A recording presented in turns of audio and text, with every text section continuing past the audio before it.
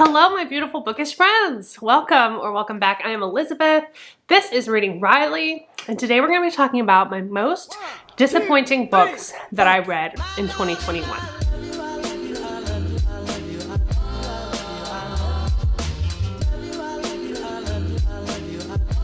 I have a disclaimer, of course. If you loved these books, that's totally fine. That's what's great about reading. That's what's great about books. It's our subjective opinion, and I think no less of you for loving these. Trust me. Some of these I know are controversial. I know that. So it's just me, it's just my opinion, and everything's kosher. I've got no problems with any of you, but I do want to list them because these ones I had such just bad reading experiences with. And it's not always the writing. Sometimes it's other things. Sometimes it's how I'm feeling at that place in my life, that place in time.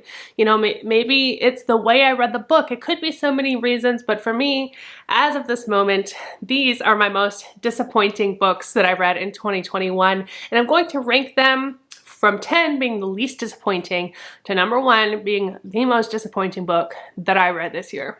So let's get into it. Number 10 on this list, and this is definitely going to be a controversial one, and that is The Push by, what is her name? Ashley Audrain. This one I think could have something to do with expectations for me. It was marketed. It was marketed, it still feels wrong, as a thriller. And so I went into this thinking it's going to be a thriller. For the longest time, I've been looking for that creepy child book that's going to do it for me. That's going to be like The Orphan or The Good Son, which are movies that creep me out about children. I was hoping this was going to be it.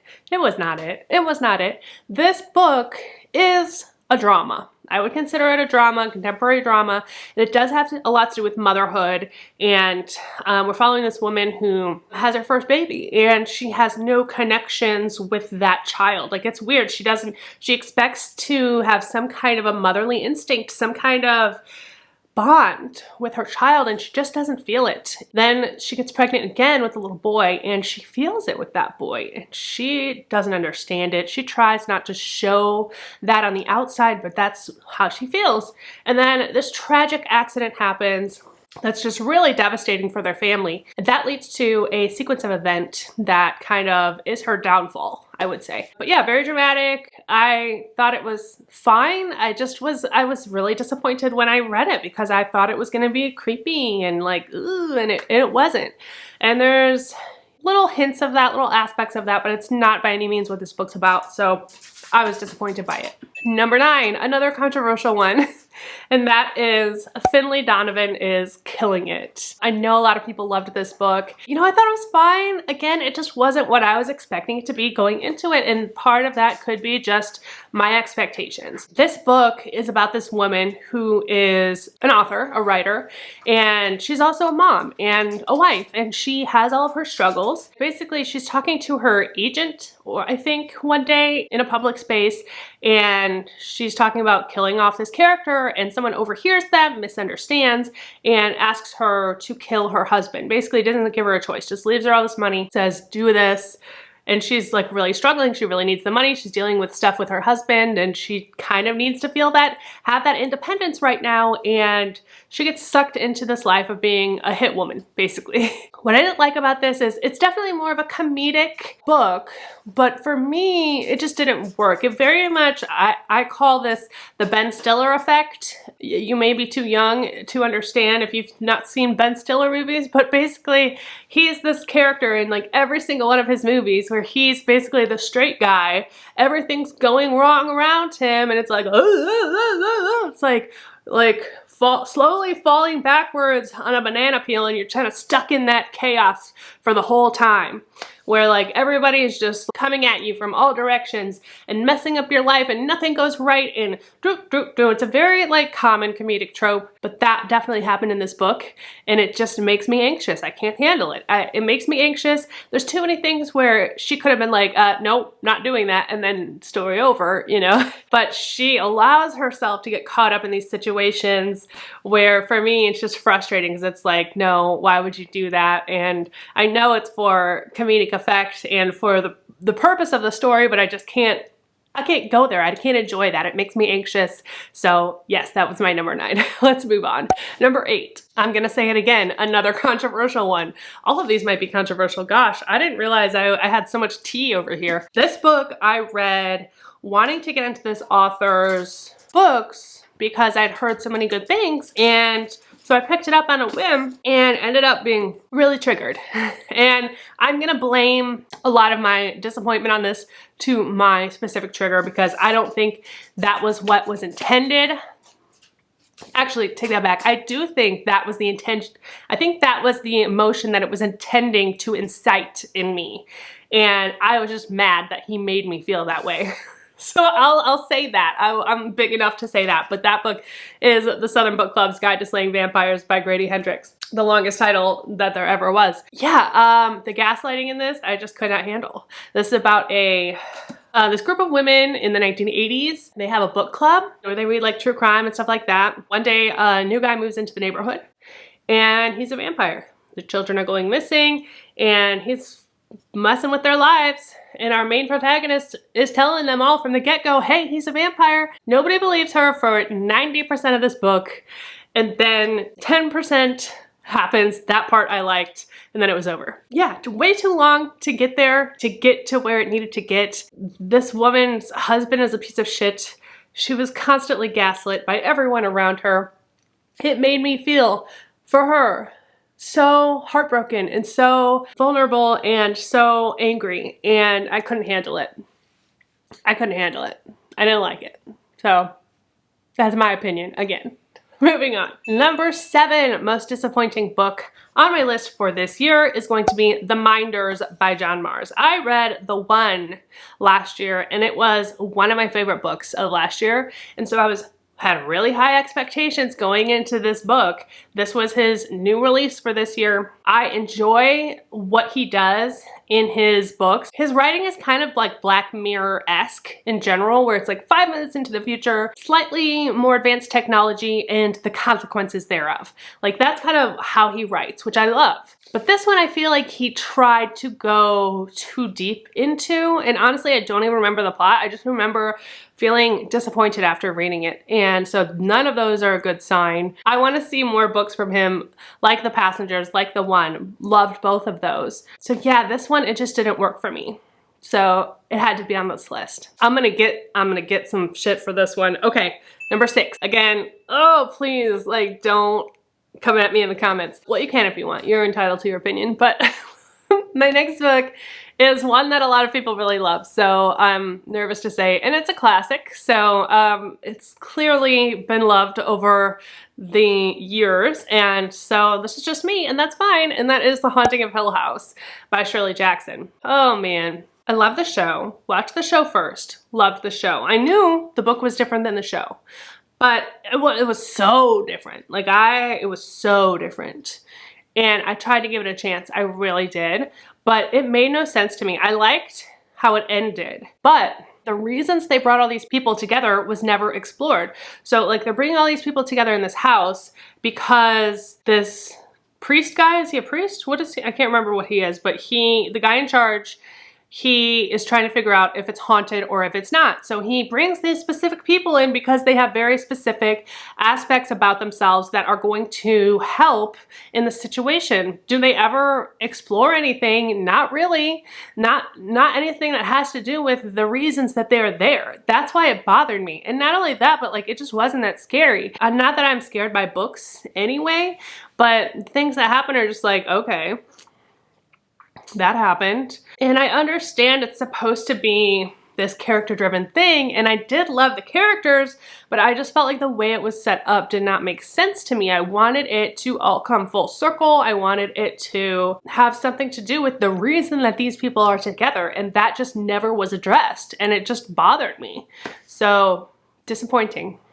Moving on. All right, this next book, I feel a little bad about this because it's technically not even released yet. I'm an asshole. Okay, but it's true. There's no lie here. I'm telling the truth.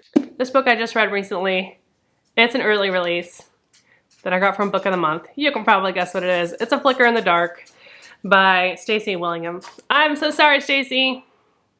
do not mean to shit on your debut, but I'm going to. I just thought, listen, hear me out. I just thought that the writing needed editing. It needed editing. There were really weird references. The characters weren't that in depth. There were just some like really weird things in the writing that I didn't quite understand. The way she described things, I didn't connect to it. Certain things were repeated over and over and over, like the word flicker, like a sweaty glass or a sweaty bottle of beer, like condensation sweat. It was just constantly referenced.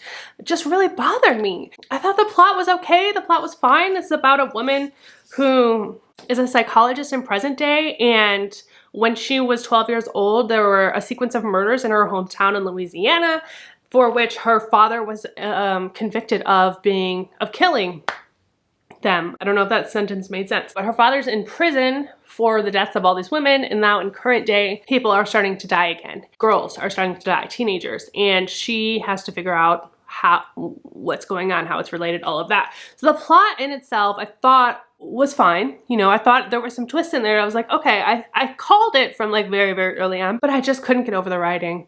I thought there were so many things in there that I felt like someone should have read and been like, that's weird, take that out. And so I was just so distracted by the writing that I couldn't get down for the story. So yeah, sorry to say, I was disappointed. I was really anticipating this, so very disappointing. I'm gonna move on. Okay, number 4 most disappointing book of this year is a novella, and one that I also thought I was going to love and did not, and that is Nothing But Blackened Teeth by Cassandra Khaw. Again, this is a writing style issue for me. I thought the story was fine. I did not like how over the top the descriptions were, how purple the prose was. I thought it was just too much and hard to follow, hard to understand what was happening. I do admit, as a cisgendered, straight, white woman living in Texas, that, you know, there were a lot of things in here that I didn't understand, so that may have compounded on my confusion. I did look those things up as I went, the things that had to do with cultural aspects, as this is about a, I believe, Japanese folk story. Yeah, Japanese folklore. So there were a lot of things in there I didn't understand that did compound my confusion. I did not dislike that part. I was fine with that, but on top of that, it was just the writing style that I didn't connect with and didn't like. And there were a lot of things in the plot actually that bothered me that they could have avoided these characters, and they just, it's kind of like when somebody, you know, walks upstairs when there's someone chasing them in the house, like, where are you gonna go once you get up there? That's stupid. So things like that were just bothering me throughout. So definitely disappointed by this one. My number 3 most disappointing book of 2021. We're getting into the top 3 here. Top 3 most disappointing. And that is A Dark and Secret Place by Jen Williams. I was really looking forward to this. It sounded right up my alley. It was one of those that I was like, yes, this is for me. I'm gonna love it. And it's about this woman who is estranged from her mother and finds out that her mother has died by suicide. She goes back to her mother's house to kind of get all of her things together and realizes that her mother's been corresponding with this serial killer from years ago who's been in jail all this time, and she doesn't understand why. This serial killer has always claimed his innocence. She doesn't understand the connection between him and her mother. She wants to figure things out. People start dying, and she becomes this like amateur sleuth and tries to figure it out. I'll tell you what, I don't remember much about this. What I do remember is that when it was done, I was angry. I was angry that I wasted my time on it.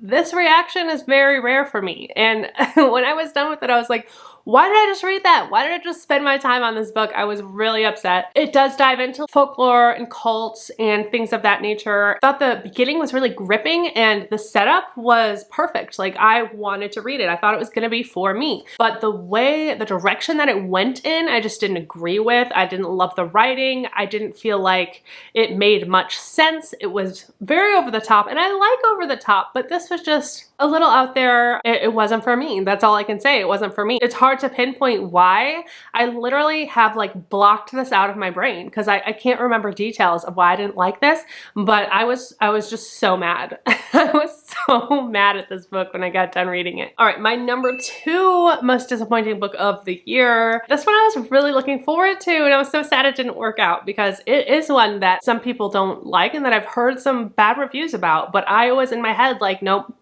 I'm gonna get this where other people won't understand it. I'm gonna get it. I didn't get it. And that is Baby Teeth by Zoya Stage. I'll tell you what, again, I thought, like The Push, I thought this was gonna be the one, the creepy child book that did it for me, that gave me that creepy factor that I was looking for, and it just did not. A lot of it didn't make any sense.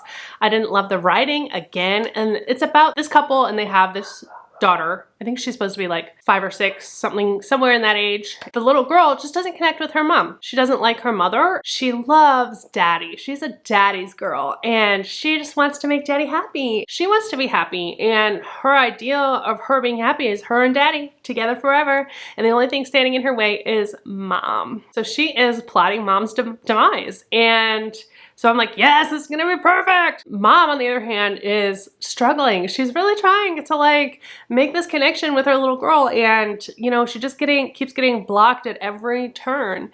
And she's trying to take her to get looked at, figure out if there's something wrong with her, but dad doesn't believe that there's anything wrong because dad only sees his precious little baby girl. Here's the thing, a lot of action and the twist in this book has to do with her just not telling her husband what's going on because she doesn't want him to think that she doesn't like their child. And it's like, well, just speak up, like say it, just say it, and then you won't have any problems. Then he's on your side. Like, she's a child, like he will understand, he will believe you. You know, he's your husband, he's supposed to love you. You can't just keep it locked up and just keep taking abuse from this child. And on top of that, the kid is doing weird things to scare her and like just knows way too much for like a 5, 6, 7-year-old child. She's speaking in different language. First of all, she's mute around dad. She doesn't speak at all. But with mom, she's speaking in different languages, and she's referencing like these witch trials from like, you know, 1700s, whenever that was. She's doing this to scare her mom, but it's like, how she may be like a psychopath little girl, but like she's not smarter than a 6 or 7-year-old little girl. Even if she's a genius 7-year-old little girl, she has to have access to these things in order to learn these things. And so it just was not plausible in my head. I didn't like the way it was written, the way it was worked out. It made no sense to me that she would even know those things. And if they had specified that even, like, and been like, look, she's on the computer all day researching this stuff, then it would make a little more sense. But like, no, she's just like a normal kid that goes to school or whatever and somehow just knows how to speak foreign languages and knows all of this rich history about witches and things like that. So don't buy it. I didn't buy it. I didn't buy it. So it bothered me. It wasn't what I was looking for. Moving on. My number 1 most disappointing book that I read in 2021 is If I Disappear by Eliza Jane Fraser. Oh, another debut. This is another one where literally like everything in this book sounded like it was written for me. The premise of this is so gripping and so catchy. Like, it was calling my name from the moment this was a January release. I read it in January, like as soon as it came out. I was so excited for this book. Basically, we're following this woman who has a bit of a past, you know, she's got some stuff going on, maybe some mental health issues, and she listens to this podcast, this true crime podcast, and the host of the podcast disappears. Doesn't necessarily disappear, but in the premise, she disappears. So our protagonist decides she's going to stop everything she's doing. She's going to drive to where that podcast host lives based on hints she's found in the podcast that she believes the host has placed there for her to find. In her head, they're best friends, which I get that, because when you listen to a show, when you even watch like YouTube creators and things like that, like you get to know a person and you think, and you connect with them. You feel like it's mutual, but like you maybe don't really know them, you know, if you listen to a podcast or, you know, whatever it may be. So I get that, but she drops everything. She like drives across the country and just on a whim and shows up in this woman's hometown, and she's gone and nobody seems to be worried about it. She's the only one that cares, seemingly. She gets a job on this woman's parents' farm, uses that as a cover to kind of scope out the area, to meet the people she knows and figure out what the hell is going on with this podcaster. Fine, like the premise sounds great, right? We have this podcast, it's interwoven with episodes of that podcast, which you know I love. The way it plays out makes no sense. It made no sense whatsoever. It made me think that this author not only perhaps doesn't listen to podcasts, but is potentially not even into true crime at all. And it made me feel like she was like, what's popular right now in the world? And it's like women in true crime. Okay, I'm gonna write a story about that. And then maybe didn't research it because the way these characters play out, like, it just doesn't make sense. I don't think it was that smart of her because, like, obviously the people you're gonna attract are the people that know things about that, so you need to know your shit if you're gonna do it, you know? And maybe that's totally wrong. Maybe she loves true crime podcasts and it just didn't come across the way she intended it to. I don't know. For that situation to have worked out that way, I needed so much more backstory. I needed so much more information about that specific person. I'm just gonna say that to make it make sense, because it did not make sense. It's just so rare. And I like over the top books and I like rare things happening, but I need it to be explained so that I understand that you understand that that's rare. Otherwise, it just seems like you don't know what you're talking about. Oh, it sounds harsh. I know. I'm sorry, but this book really, really pissed me off. Another one that I was like just viscerally upset after reading it. It just wasn't for me, and that's fine. And if you love it, that's fine too. It's just like my opinion, and that's all there is to it. And that's it. That's my top 10 most disappointing books of 2021. If you all are still with me, I appreciate you so much. You have no idea. You all are the best, and I am here because of this community and because of these people that I get to interact with and meet with, and I'm just so happy to be here. It's been just over a year for me now on BookTube. I can't give it up. It's like, this is what I love doing. I love meeting with y'all. I love exploring my reading tastes.